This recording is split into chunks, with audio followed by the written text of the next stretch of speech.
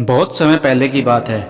एक साधु अपने शिष्यों के साथ एक आश्रम से दूसरे आश्रम जा रहे थे।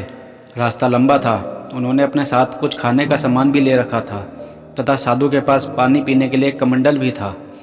शिष्यों के हाथ में खाने का सामान व अन्य सामानों की पोटली थी। कमंडल साधु ने स्वयं पकड़ा हुआ था। रास्ता बहुत लंबा था। सभी लोग चलते चलते थक गए।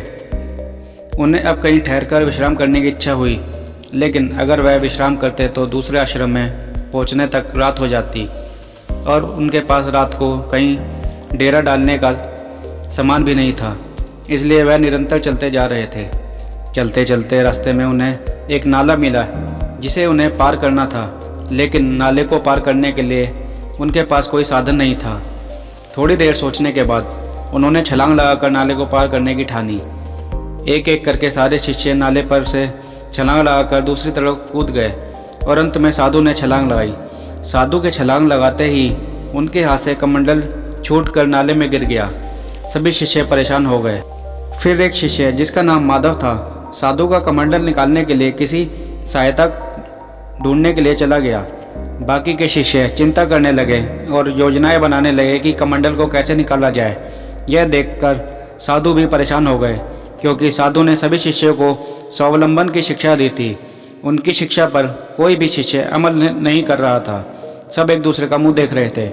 कोई भी शिष्य कमंडल निकालने के लिए आगे नहीं आ रहा था। यह देखकर साधु और भी परेशान हो गए।